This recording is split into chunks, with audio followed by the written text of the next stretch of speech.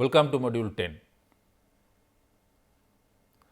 Mass and energy are two commodities that are extensively used in chemical process industry. And for sustainable growth and development, every industry should try to minimize the use of mass and energy. In this module, we will talk about heat exchanger network synthesis, through which we attempt to minimize the use of heat energy, and this is done by heat integration among the heat sources and heat sinks that are available in chemical process industries. So, there is a technology known as pinch technology, which was developed in 1980s. In this module, we will try to give you a brief introduction to pinch technology for the purpose of heat integration in chemical process industries. Please note that these days the pinch technology are also used for mass integration in chemical process industries. So, pinch technology also finds various applications in chemical process industry.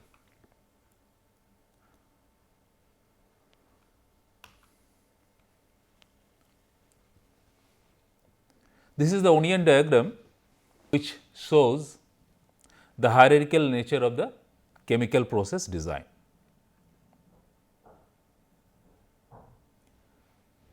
Chemical reactor is often the heart of any chemical process, and the design activity starts with the design of the chemical reactor. Next comes the design of separation and recycle. Once you have designed the reactor, separation system and recycle, you have finalized your mass and energy balance. So, the heat recovery systems can be designed after finalizing reactor, separation and recycle system. So, the heat recovery system will try to recover heat from the hot process steams that are available in industry to supply heat to the cold steams. Now, all heating and cooling duties cannot be satisfied by the heat recovery from the available hot steams in your process industry. So, you definitely have to depend on additional resources of heating and cooling. So, additional resources of heating will come from use of steam, and that for cooling will come for say cooling water. So, after you have designed heat recovery system, we design utility systems. So, we select utility after the design of heat recovery system. So, this is the onion diagram which represents the general hierarchical nature of the chemical process design that we have discussed very early in this course. As we just discussed, heating and cooling are among the most common operations in chemical process industries. Industrial operations require extensive use of different forms of energy such as say fossil fuel. The excessive uses of external heating utilities will lead to certain problems. For example, your operating cost will increase. If you are using conventional energy sources such as fossil fuels, which are non-renewable sources, then extensive use of such external heating using fossil fuels will lead to depletion of non-renewable energy sources. Also, Uses of external heating utilities leads to generation of large quantities of greenhouse gas. Therefore, considerable attention has been given to the problem of conservation energy through heat integration and the synthesis of heat exchanger network. So, every industry will try to integrate process streams in order to recover energy and to the synthesis of optimum heat exchanger networks. This is required for sustainable development and growth. Now, what is the basic idea of heat integration? In any chemical process industry, there are process streams and units that needs to be heated, and also there are other process streams and units which needs to be cooled down. Of course, you can make use of steam utility to heat up those process streams which needs to be heated, and for the cooling you may need cooling utility, but that will invite more cost. So, why not first think before we use external utilities, is it possible to do heat integration and transfer heat from the hot process streams or units to the cold process streams and units. So, heat integration basically seeks transfer of heat from the process hot stream and units to the process cold stream and units, and we do this of course before using the external utilities for providing necessary heating and cooling. But the exchanges of heat between hot process steam and cold process steam may not be enough to raise the temperature of the cold stream to the required level and also to decrease the hot stream's temperature to its target temperature. So, the remaining heating and cooling tasks must be fulfilled by using the external heating and cooling utilities. But by doing integration, you will minimize the uses of external heating and cooling utilities. Thereby, it will add to process economics, and of course, it will be an environment friendly approach which will lead to sustainable development and growth. So, the task of heat integration basically wants us to identify targets for minimum heating, targets for minimum cooling utilities, selection of utilities and synthesizing heat exchanger network that will attain the desired targets. So, first we identify targets for minimum heating, targets for minimum cooling utilities. You select appropriate utilities and synthesize heat exchanger networks that will attain our desired targets.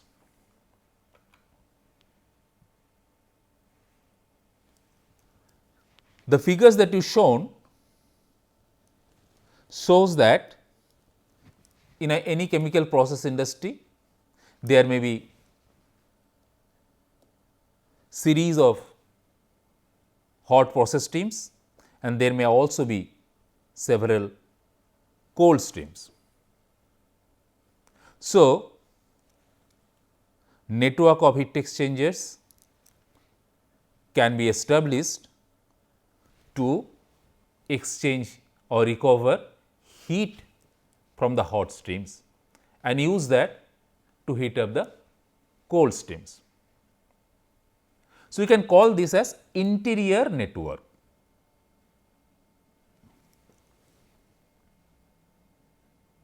So, heat exchange between the hot stream and the cold process streams we call interior network.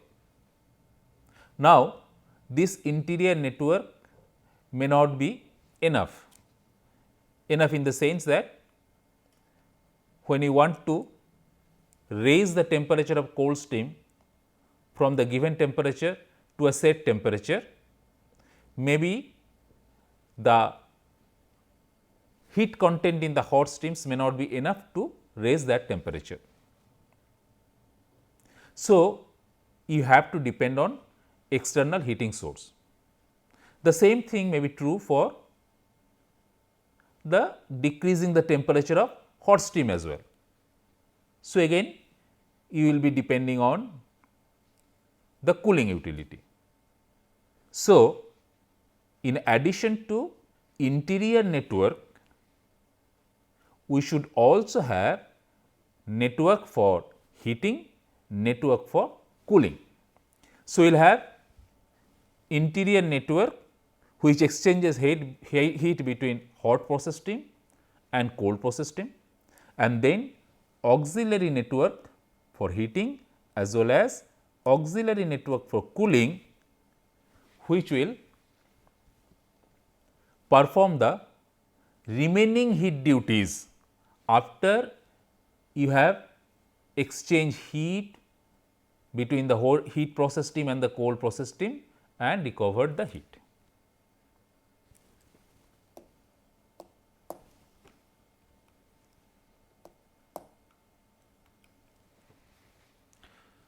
So, where do you start when you do heat integration? As we discussed before, the material and energy balances are fixed for a process. Once we have fixed the reactor, the separator and the recycle system.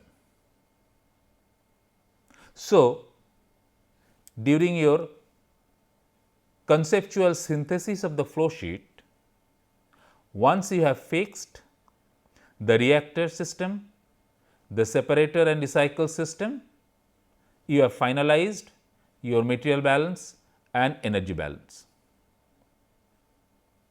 So, at this stage, the heating duty as well as the cooling duties for the heat recovery systems are known. So, we can design the heat recovery system. Now, to assess the complete design, we actually do not have to complete the design of heat exchanger network. Instead, we can set targets for the heat exchanger network to assess the performance of the complete process design. So, the starting point for an energy integration analysis is the calculation of these targets. So, what are these targets? These targets are the minimum heating requirement and minimum cooling requirement for a heat exchanger network.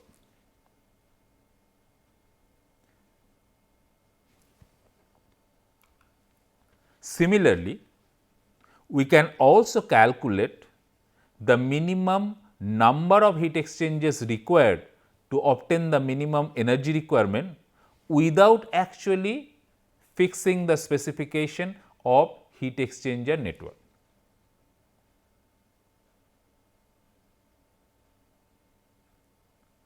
So, the way we can simply set targets for the heat exchanger network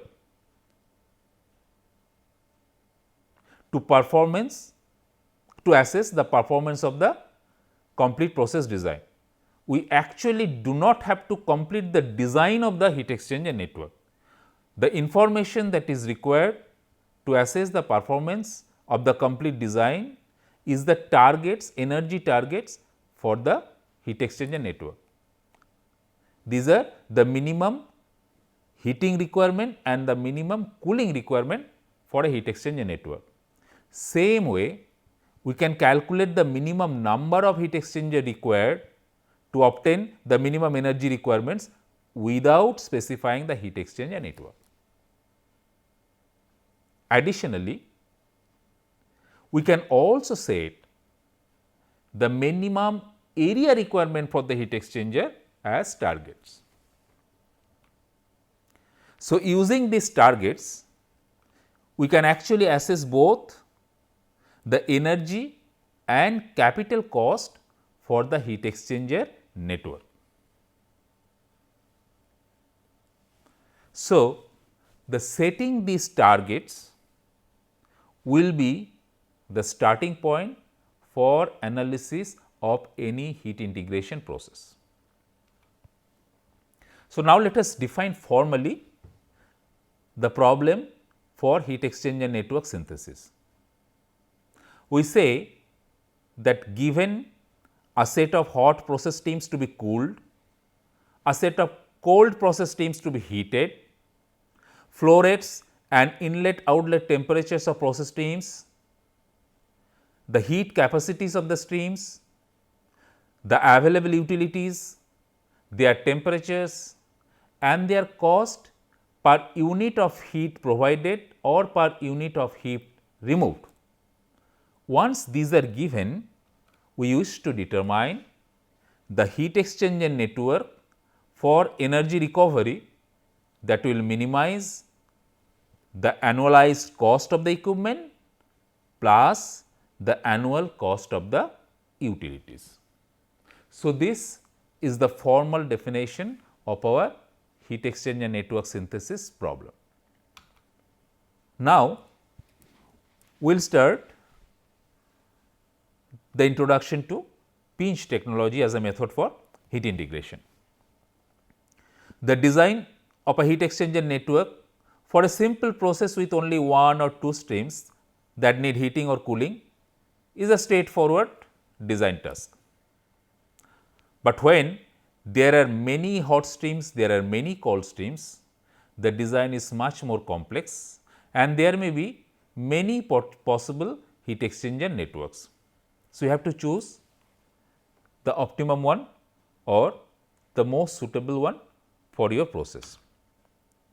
The design engineer must determine the optimum extent of heat recovery while ensuring that the design is flexible enough to accommodate small changes in the process that generally takes place in industry and can be started up and operated easily and safely. So, the design heat exchanger network should recover the optimum extent of heat energy. It will ensure that the design is flexible to changes in process conditions and the network can be started up and operated easily and of course, safely. Pinch technology was developed in 80s by Bodo Lenhoff and his collaborators at industries such as ICI, Imperial Chemical Industries, Union Carbide and also at universities such as University of Manchester, Leeds Universities and ETH Zurich. Over the years, it has matured and now has been applied to various case studies and in various applications such as heat integration, mass integration, etc. Now, let us look at this schematic. We have a chemical reactor, a feed stream which is available at 20 degrees Celsius is entering the chemical reactor and the product stream comes out from the reactor at 150 degrees Celsius. The feed stream must be heated up to 200 degrees Celsius before it enters the reactor and we can use heater for that. That means the steam utility. Similarly, the product stream which is coming out at 150 degrees Celsius must be cooled down to 50 degrees Celsius and you will require cooler or cooling water utility for that. So, if I am dependent on external utilities, we will be using extensively steam and cooling utilities. So, can you do some heat integration and say on steam and cooling utilities? We can do that by exchanging some amount of heat between the hot product stream and the cold feed stream.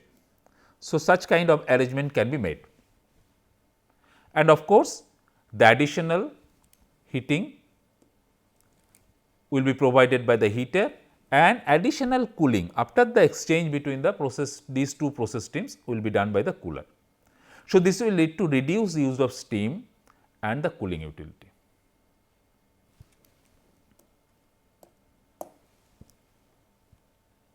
In this case, note that the feed stream which is available at 20 degrees Celsius is receiving heat from the hot process steam that comes out from the chemical reactor. After the heat exchanger, the temperature at this stage for the feed stream may not be 200 degrees Celsius. So, that is why we need additional heat source from the heater. The same is true for the cold stream. After the heat exchange with the cold feed stream, the temperature of the product stream will not drop from 150 degrees Celsius to 50 degrees Celsius. So, you may require additional cooling utility, but of course, compared to this case, we have reduced the consumption of steam and cooling utilities. Now, let us define certain terms. Any flow which requires to be heated or cooled, but does not change in composition is defined as a stream. So, stream is any flow which requires to be heated up or cooled down, but it does not change in composition. So, in the previous example, the chemical reactor is not a stream because there is a change in composition within the reactor, but the feed stream and the product stream, they are streams. That is why we are talking about feed stream and the product stream. Now, by definition, the hot stream is the stream which needs to be cooled down. So, hot stream starts hot and then cool down. We also call it heat source. By definition, the cold stream is the stream which needs to be heated up. So, cold stream starts cold and then is heated up. We call it heat sink. Now, every stream has then some initial temperature and final temperature.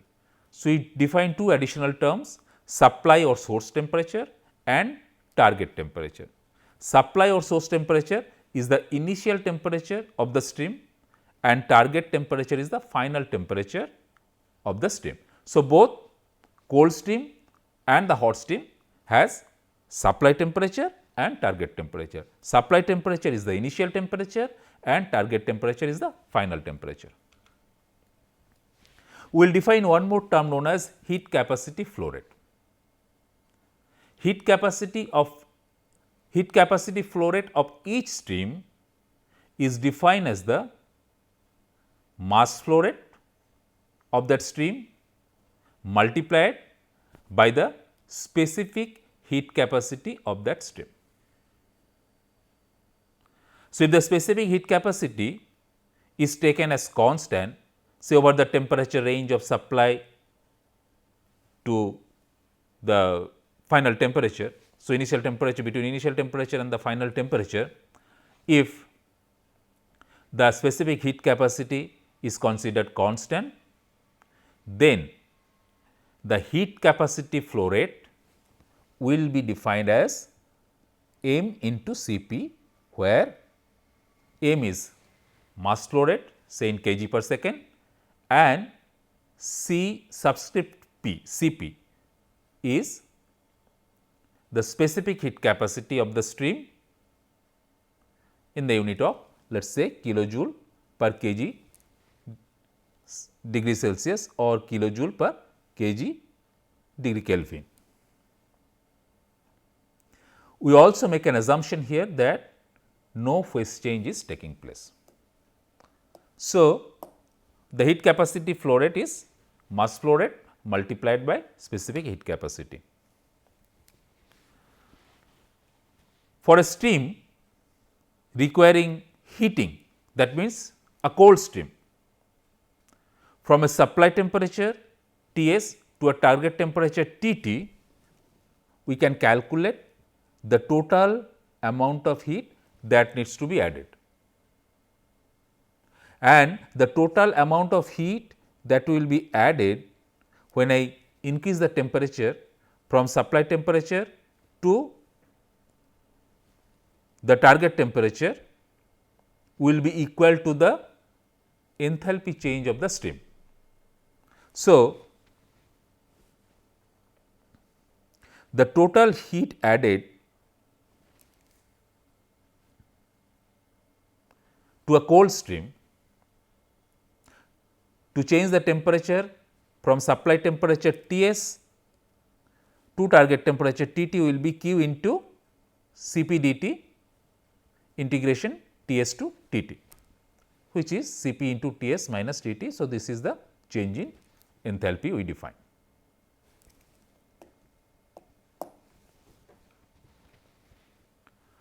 Now, let us take a simple example with only two streams. So, what you see in the figure is there is a hot stream, there is a cold stream, some amount of heat exchange is taking place between these two streams, and also there is additional heat to raise the cold stream to target temperature.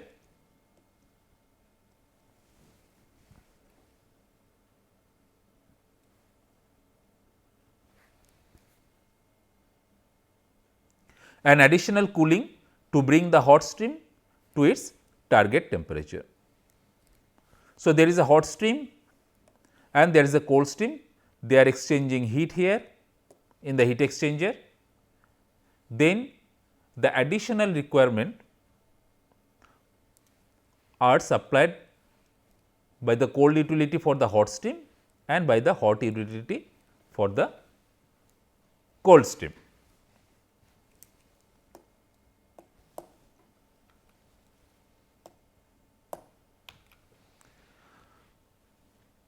Now, we can understand the scope of the heat recovery between this hot stream and the cold stream if we plot both the streams on temperature enthalpy axis.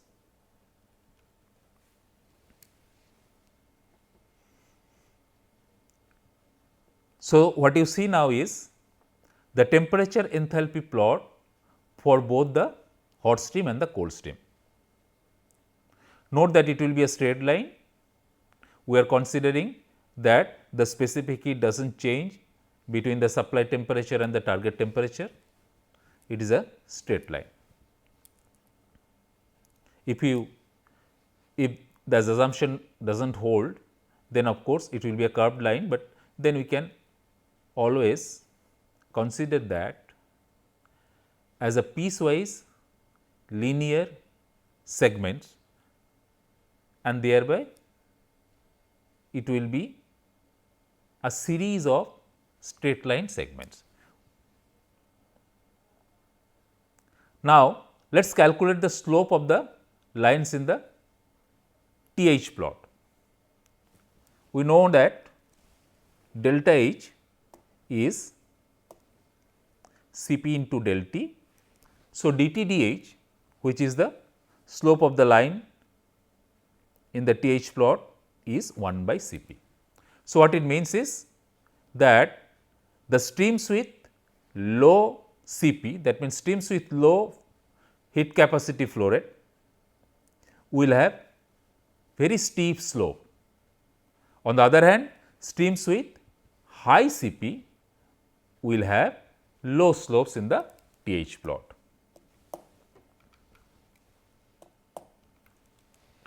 For feasible heat exchange between the two streams, the hot stream must always be hotter than the cold stream.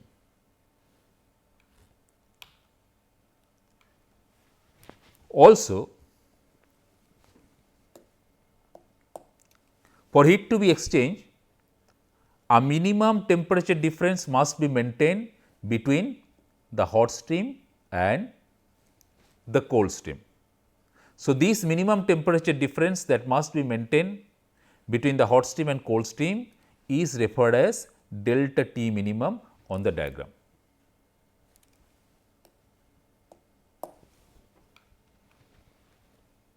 The region of the overlap between this hot stream and the cold stream determines the amount of heat recovery that is possible between these two streams for the given delta T minimum. So, in this diagram, this is the hot stream and this is the cold stream. Note that this is the region of overlap between the hot stream and the cold stream. So, this region determines the amount of heat recovery that is possible.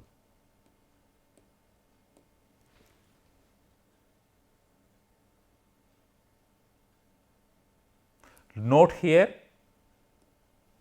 so this is the part of the cold stream which extends beyond the start of the hot stream. So, this part of the cold stream cannot be heated up from the heat available from the hot stream. So, this energy must be supplied by the additional heat utility, that means there is a steam utility. So, this is the minimum energy target or this is the minimum hot utility target. Similarly, this is the region which indicates the portion of the hot stream that extends beyond the beginning of the cold stream. So, this part the hot stream cannot be cooled down by the cold stream. So, this cooling must be supplied by the auxiliary utility source, that means the cooling utility that is available in the industry. So, this sets the minimum cooling utility target. So, this sets the minimum hot utility target, this sets minimum cold utility target, and this region of overlap tells you the energy that is recovered.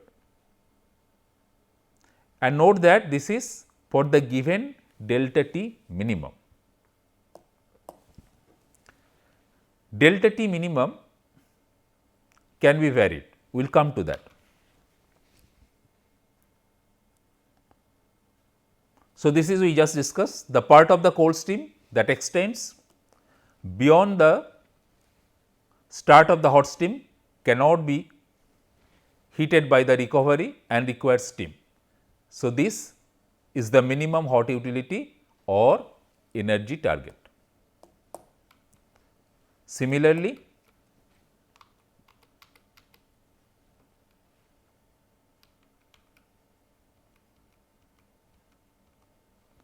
the part of the hot stream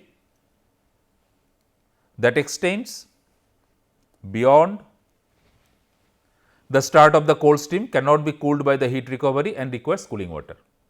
So, this is the minimum cold utility target.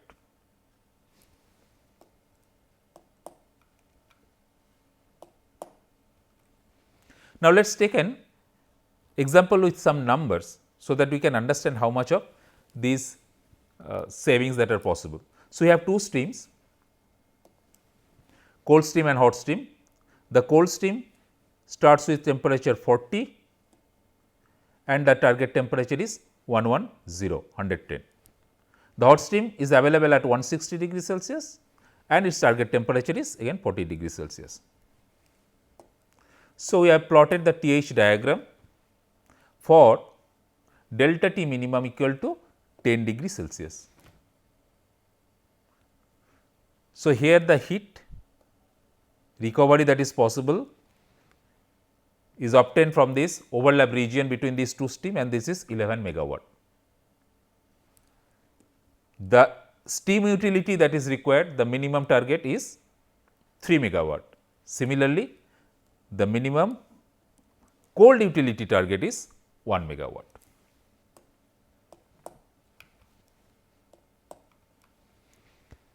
Now, since we are only concerned with changes in enthalpy, we can treat the enthalpy axis as a relative scale and slide either the hot stream or the cold stream horizontally.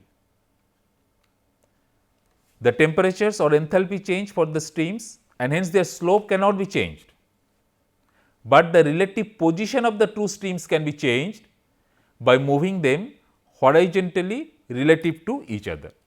Note that this is possible because the reference enthalpy for the hot stream can be changed independently from the reference enthalpy of the cold stream. The reference enthalpy for both hot stream and cold stream need not be the same. We can change them independently. So, it is possible for me to move horizontally this diagram. These two streams horizontally can be moved.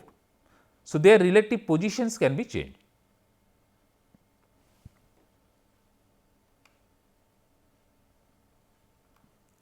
If we do so, we basically change the minimum difference between the minimum temperature difference, that delta T minimum. Note that if you bring the cold stream closer to the hot stream, the delta T minimum decreases. If you take it away, delta T minimum increases. And by moving these streams horizontally relative to each other, we not only change the delta T minimum, the amounts of hot and cold utility targets will also be changed. Note here.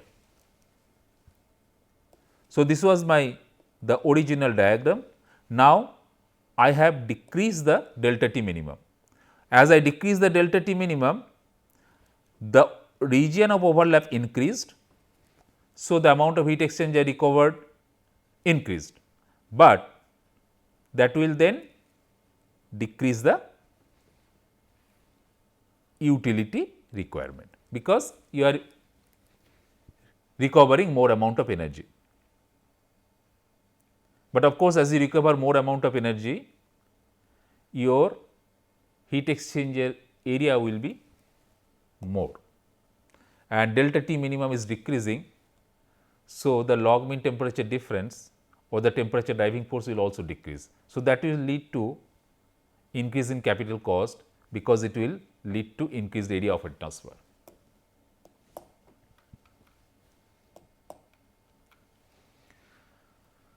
So, this is the same previous example with numbers on the process streams. So, this was my original figure with delta T minimum 10 degree Celsius. Now, let us say I have taken the cold stream away from the hot stream. So, the delta T minimum has now decreased 20 degree Celsius. So, note that now the overlap between the hot stream and cold stream will decrease. So, the heat recovery has decreased from 11 megawatt to 10 megawatt. And also consequently, the targets for hot utility and the cold utility has increased, because we are recovering now less amount of energy. When you set the delta T minimum, it sets the relative position of the hot stream and the cold stream on the TH diagram, and it automatically sets the amount of heat that can be recovered, the hot utility target as well as the cold utility target. You will see from the graph that by setting delta T minimum or by setting hot utility target or by setting the cold utility target, the relative position of these two curves on the TH diagram will be fixed, which will also fix the amount of heat that can be recovered between these two process streams. Now, what is the maximum amount of heat that can be recovered? The maximum amount of heat that can be recovered will be indicated on the TH diagram when there is maximum amount of overlap between the hot stream and the cold stream on the TH diagram. So, this will be obtained here when the hot and the cold curve will touch each other on the TH diagram.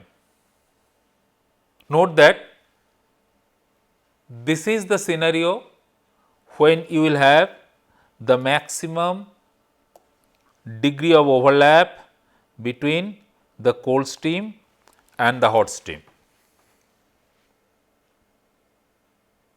But at this stage, the temperature driving force, the delta T minimum, has become 0.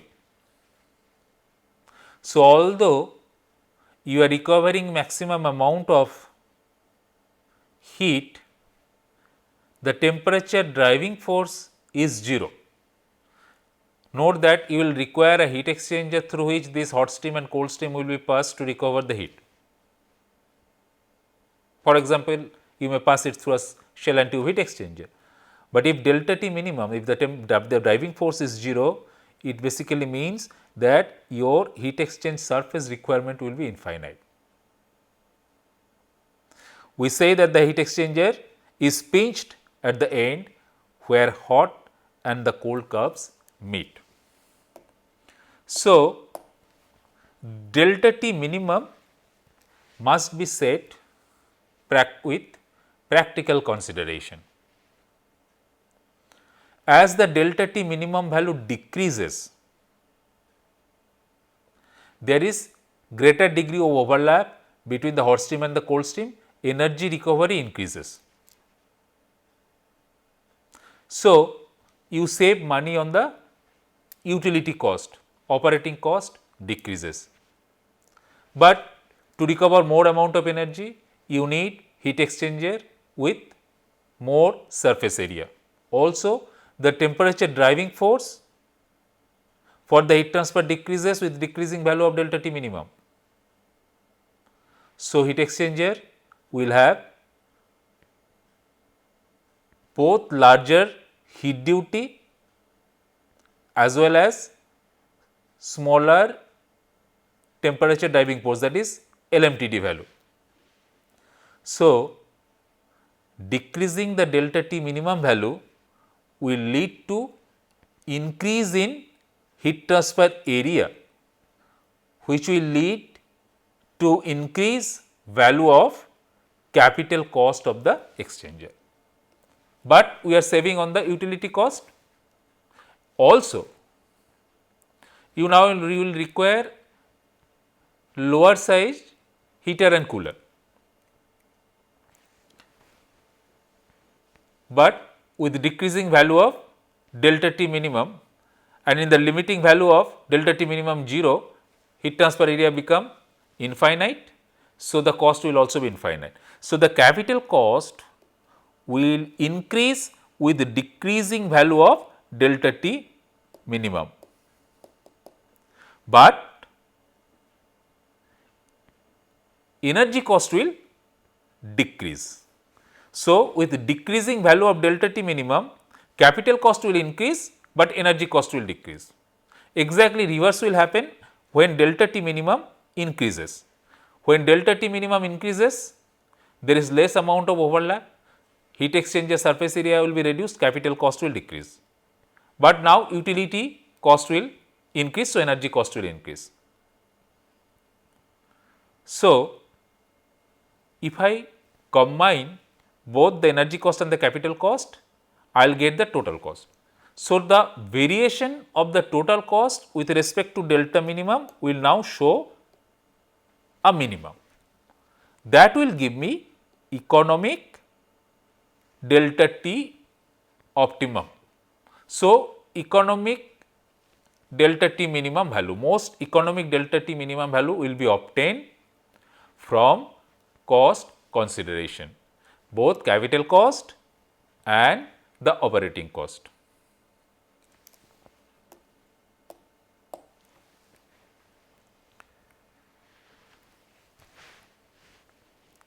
This delta T optimum